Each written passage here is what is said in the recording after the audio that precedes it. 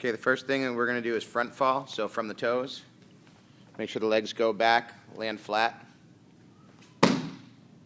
Then from halfway up, about what you would call a horse stance, making sure to breathe out on impact.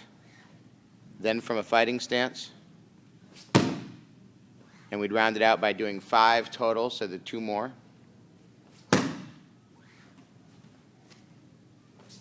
And then forward scoops. Scoop down and up and all the way back to the beginning. As many as you can, up to 20.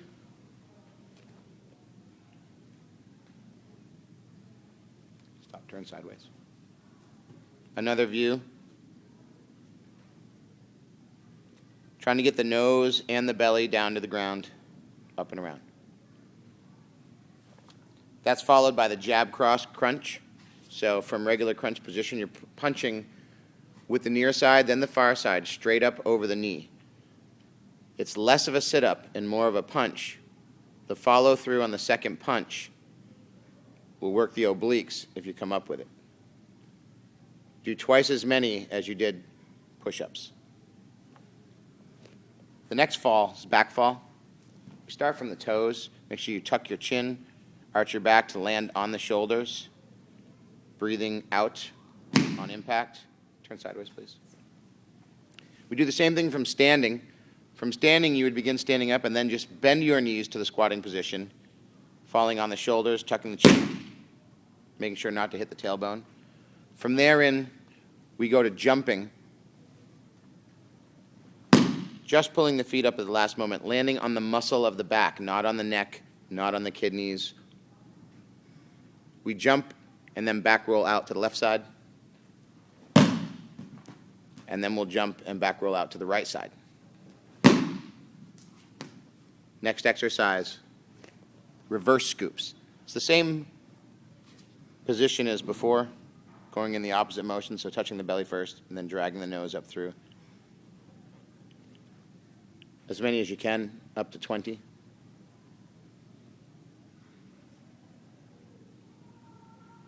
Face forward, please. Another look at the same exercise. Exaggerating the curve at the bottom. Followed by the hammer crunch, also known as ankle and shin. You move to one side, grab your ankle on the low side, and then reach up with your arm past your knee with your elbow. This simulates doing a hammer lock on someone that is inside your guard. The basic movement in hand position. From the side. It's not a sit-up. You're moving to the side and then reaching, moving to the side and reaching. Next we move to side falls. Begin these standing up with the left foot forward. Right foot kicks out so that you land on your right glute and side, not on your elbow. The arm stays up. Slap on impact. Facing, please.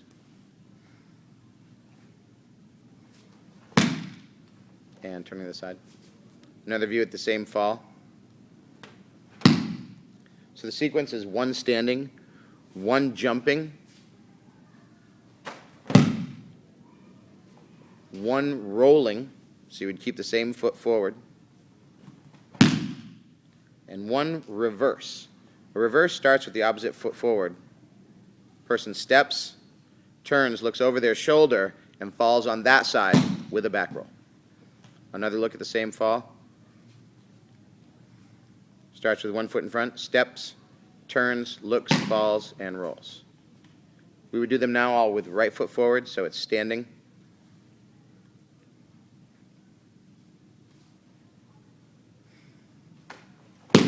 Jumping.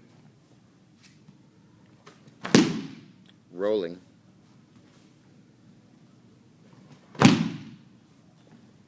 And reverse. Start with the opposite foot forward, step, turn, look, fall. Again, please, on reverse. Step, turn, look, and fall. This is where the sacrifice fall would be practiced. That's for advanced level practice. Let's move into our exercises. We do fist push-ups. Again, as many as you can, up to 20.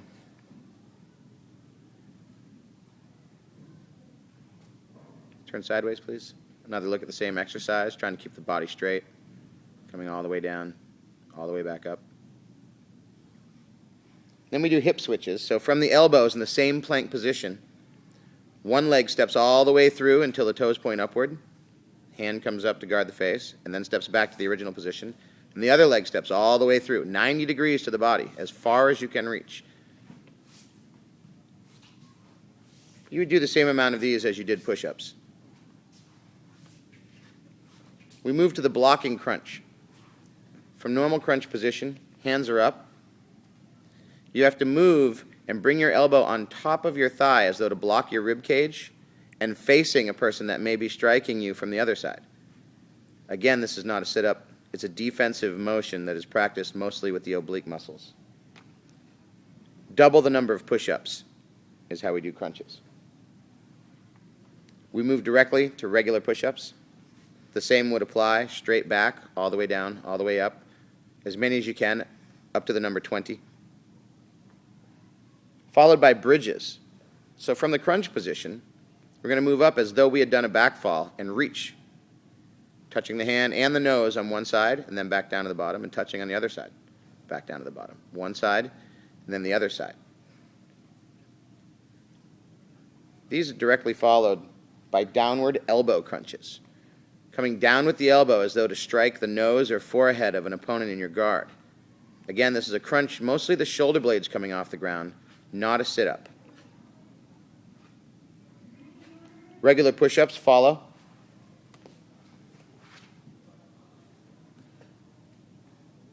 Again, up to 20, as many as you can do.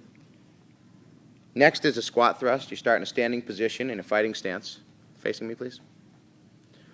All the way down to push-up position, and then hop back up into your fighting stance, and then down, and then the other fighting stance.